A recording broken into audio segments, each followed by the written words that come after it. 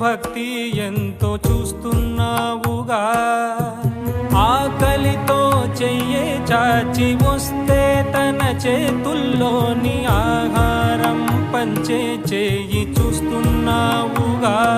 నిన్ను చూడ జనమంతా జగమంతా తిరుగుతారే, సులభంగా నిన్ను చేరే దారెవరు తెలుసుకోరే.